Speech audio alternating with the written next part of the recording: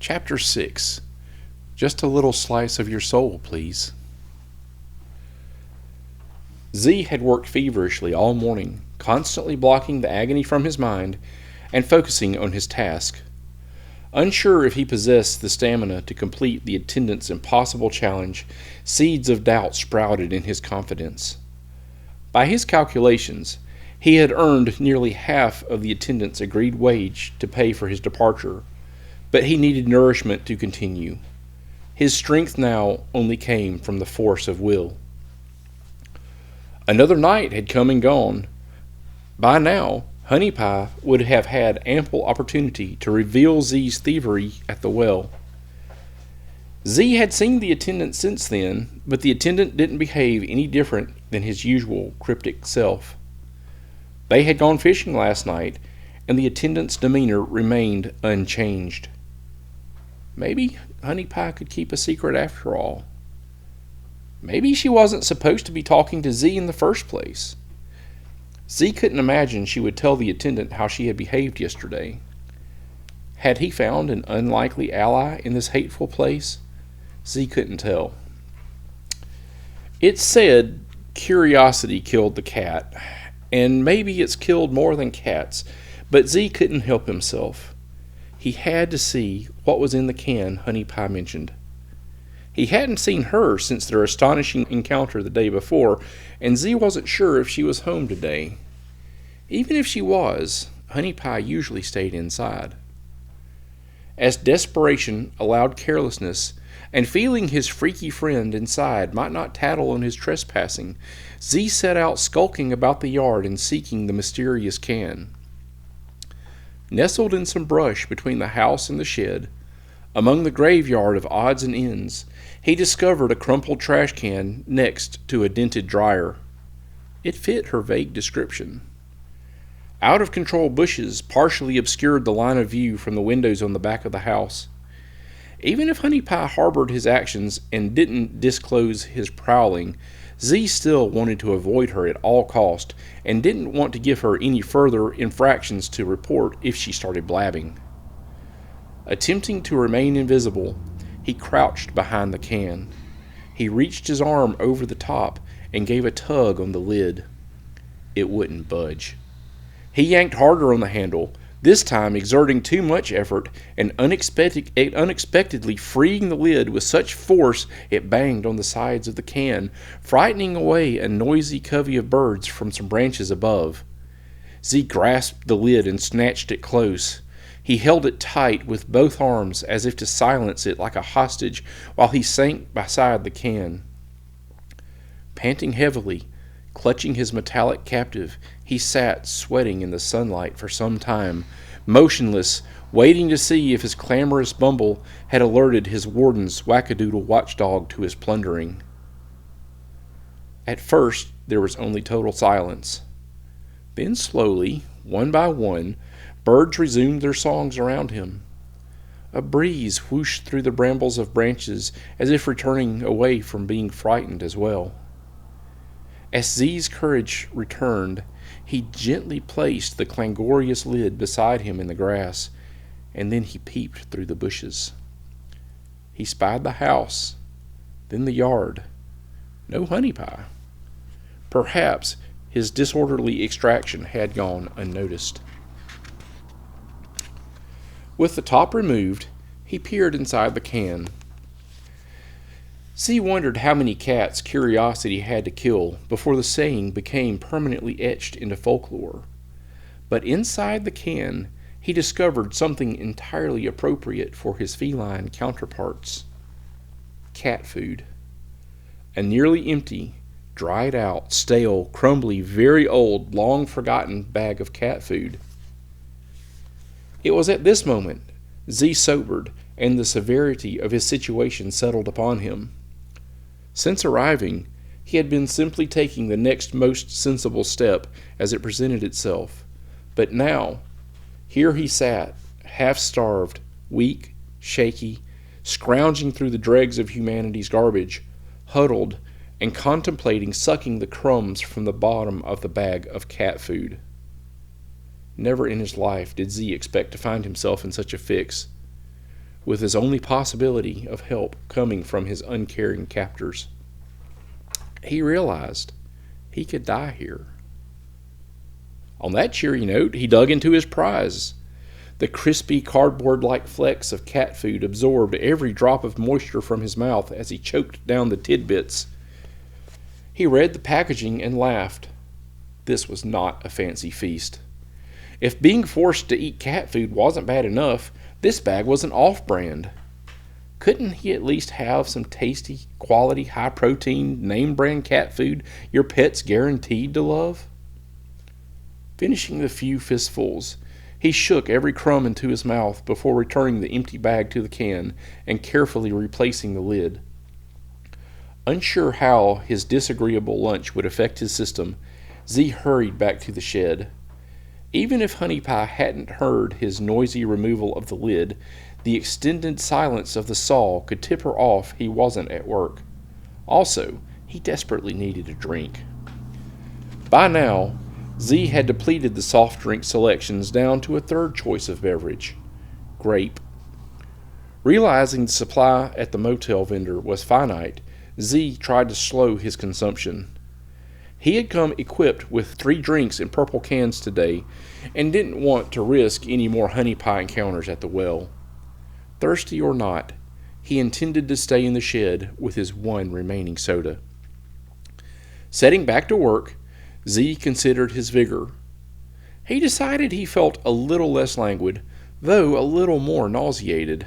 Nevertheless, everything stayed down. Z's prowess operating the saw had become routine, and it was only a matter of determination to convince his body to finish its job. Z no longer had to expend any mental energy to mill the lumber, and for now, neither did he expend it thinking of anything else. With the little snack, however unsavory, Z felt he was making considerable progress on his gargantuan task. His cache of finished boards now formed a sizable cube, and Z had started a second bundle. The pile of raw logs back in the back of the shed, however, appeared untouched. But this was okay. Z didn't have to mill every log here, only enough to earn his release. After subtracting the cost of his rent, his completed stack of milled lumber was now worth $123.60. He could do this. But like a beggar at a garden party, hope was not welcome in Solem County. As Z persevered, he glimpsed the tip of an unfamiliar shadow from the corner of his eye. Seeking its source, he turned to find Honey Pie standing at the edge of the shed. Like before, she had crept up behind him, unnoticed, like a predator. There was no telling how long she had been standing there. Distracted by his labors, Z's instinct had failed him this time, but they now screamed for him to run. Indeed, everything within him wanted to flee, but where was he to go? Circumstances had already corralled him into the shed. Every other time Z had seen Honey Pie, her hair had been contained beneath a scarf. Today, she had her head uncovered. An unruly brown and white mane wafted freely in the breeze. In her arms, Honey Pie held a dirty blanket. When their glances met, she said nothing, but neatly spread the fleece in the dust next to Z's work area. She stood, approached him, and tenderly squeezed his arm with one hand, then reached out and switched off the saw with her other. Before Z could formulate a reaction, she looked into his eyes for a moment, then fully embraced him, pulling his sordid body close to hers and resting her head on his shoulder. Now what was he supposed to do? Perceiving Honey Pie to possess a volatile personality, along with his sacred from the well, and now possibly a sacred about him pillaging cat food, Z feared to embitter her, and so did nothing. He didn't return her embrace, but neither did he discourage her. Honey Pie lifted her head and pressed her mouth onto his. Today, Z could taste mayonnaise and cheese on her wet lips, along with the tuna and pickles from the day before. for the life of him. He couldn't understand why she would instigate intimacy, yet be unwilling to share a single sandwich, nor could he make any sense of her motivation at all. In the interest of self-preservation, Z chose to indulge her distorted fantasy by reciprocating her devilish kiss and placing his hands upon her waist. Without releasing her hold, Honey Pie sank onto the blanket, pulling him down on top of her.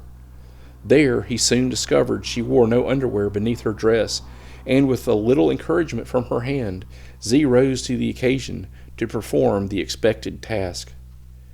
It had been months since Z had experienced any female companionship, and his parts worked well enough. However, for a man who usually kept his moral compass in his pocket, Z still perceived this engagement to be horribly wrong. Although it was fear, not desire, that prompted Z to consent to Honey Pie's advances, it was more than the fear of being found out by the attendant that troubled him. No, it was something infinitely more grand. Z had never before taken much time to consider the afterlife, but in this moment, Z believed.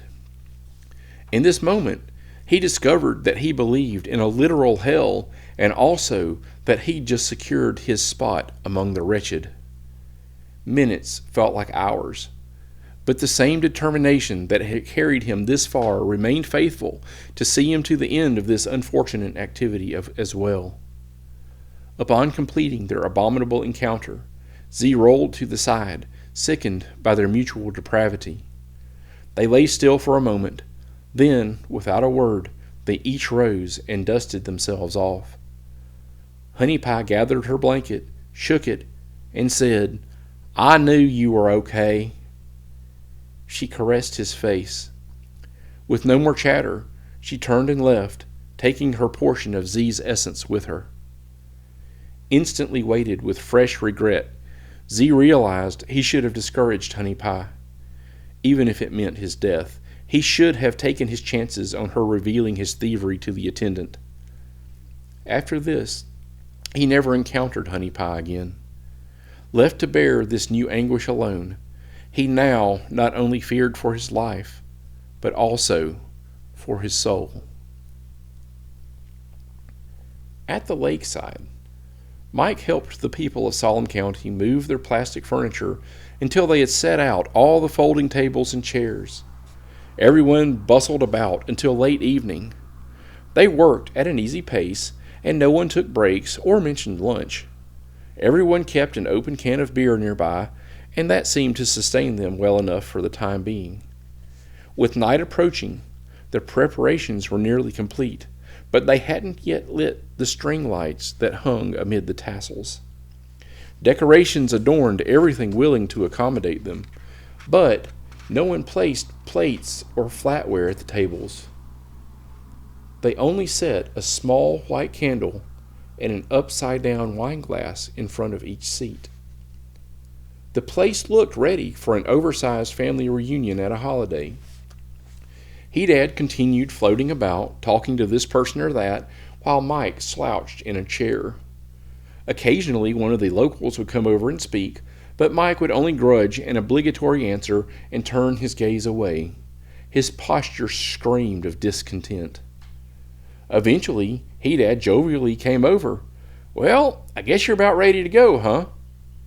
"Finally," Mike muttered under his breath as he stood. Silently, he climbed into the truck with Dad, determined to depart forthwith on his motorcycle upon arriving at the ranch, even though the sun had set, and regardless of any more attempted hindrances. The vehicle crawled, creeped, and bounced back up the trail until it reached Dad's ranch. As they pulled into the driveway, Mike could scarcely believe what he saw. In the same place where his proud, shiny thoroughbred of a motorcycle once sat, now squatted the jalopy from the previous day. The meaning was obvious. Mike's composure abandoned him as he got out of the vehicle. What the... Where's my bike?" he shouted. A blank expression replaced the myrrh on Dad's face. Drawn by the shouting, Celine came outside. Mike persisted, screaming like a spoiled child, "Where's my bike?" Interrupting Mike's rant, Hedad said, "The meaning of your dream is this. The winding cord means your life will be lengthened. The colorful mantle means you'll have a vineyard with all kinds of fruits." Mike said in disbelief, "What?" Hedad repeated, "The meaning of your dream is this. The winding cord means your life will be lengthened. The colorful mantle means you'll plant a vineyard with all kinds of fruits." Still shouting, Mike told him, "You're crazy. Where's my bike? Get my bike now." But Hedad's answer remained the same. "The meaning of your dream is this. The winding cord means your life will be lengthened. The colorful mantle means you'll have a vineyard with all kinds of fruits." As Mike continued to fume, Hedad began to console him. "It's a very good dream. I get paid $400 to interpret dreams around here. I'm incredibly accurate. Ask anyone." Still shouting, Mike's voice cracked as he snapped, "I'm not paying you $400. Hedad said calmly, "Well, I usually get $400 to interpret dreams, but for you I'll make it $3. Without thinking, Mike said, "I'm calling the cops." Celine offered, "You want me to call the sheriff?" Before Mike could respond, Hedad said, "Yeah, do that." Celine re-entered the house, leaving the two men silently smoldering in the driveway. Some minutes later, she appeared in the doorway and shouted, "He said he'd meet y'all at the office in about an hour." With a stern face, Hedad nodded. "All right, let's go." He got into his truck and began backing out of the driveway. Celine ducked back inside the house and bolted the door with a click, leaving Mike standing alone next to the dilapidated bike. All he could think to do was put on the helmet and take off after Hedad before he got too far out of sight, unsure where this sheriff's office might be. With a considerable head start, Hedad was kicking up ample quantities of dust as Mike struggled to keep up, once again traveling at an unsafe speed on the rocky road. Pulling far ahead, Mike could still see Hedad turning left towards the town. He slowed a little and followed. Back in the township, he found Hedad's truck parked in front of the town hall, with Hedad standing outside. Mike pulled in and joined him at the door, keeping some distance. Mike was growing weary. Before long, another sport utility vehicle arrived. This one, with a convertible top, a higher suspension kit than on Hedad's truck, and its tires even taller. The only sign of this being an official vehicle was a light bar on the dash. Lumbering slowly out, the sheriff stood taller than Hedad, his body more robust, but not as fit. Underneath his ranch-style hat, he had long black hair pulled into a ponytail. Indian turquoise adorned his hat band and the fringes and the rings that he wore. An ornamental, ceremonial Native American breastplate hung around his neck, though his clean-shaven, squinty face was ghostly pale. The only indication he was an official was a gold sheriff's badge pinned on his fringed leather vest. Calmly, he walked past the two opponents without speaking and fiddled with his keys at the door. Finding the right one, he unlocked the latch. "Come on, boys," the sheriff said without much interest. Sauntering around behind the desk, he plopped down into a spindly office chair. The chair creaked and popped as it struggled to support the sheriff's bulk. He pushed a pile of papers out of the way, pulled a gavel out of a drawer, and set it on the desk. Through the clutter, Mike could make out a nameplate. Sarek, Sheriff / Justice of the Peace / Mayor. Giving a light whack with the gavel, and without further ado, Sarek said, "The court of Solem County will now hear the case of Hedad versus..." He looked at Mike. "What's your name, son?" Mike answered, "Mike." "The court of Solem County will now hear the case of Hedad versus Mike." Sarek gazed at Mike. "State your case." Mike explained, animated. I got a little turned around on my directions 2 nights ago and tried to stay at the motel. The lady there said there wasn't any room, but Dad was coming to help. Then this guy shows up and pretends to be a nice guy and give me a place to stay. Mr. Hospitality, right? But when I get ready to leave, he's taken my motorcycle and, I guess, locked it away in his garage and expects me to ride out of town on this piece of crap like nothing at all is the matter. And then all he has to say about it is some out-of-nowhere thing about some dream and how I'll have a long life and plant a vineyard, and then expects me to pay him $300 to boot. I mean, seriously. Leaning back in his creaky chair, Sarek stroked his chins. He looked at Mike, then at Dad, and then back at Mike. After a moment more of thoughtful consideration, Sarek said, "This is a good dream indeed." Dad said, "I'm trying to tell him." While Mike stood speechless, trying to grasp his situation, headlights flashed across the front window as 2 more vehicles pulled into the parking lot. Mike saw they were the same ones from the Mad Mama's cafe. As the boys came into the hall, Sarek continued, "Dad's famous for interpreting dreams in these parts, and for only $300, that's a pretty good deal." Mike began to weep. He then fought his way out of the office, though no one tried to lay a finger on him. He mounted the jalopy without putting on his helmet and raced out of town, headed back to Megan.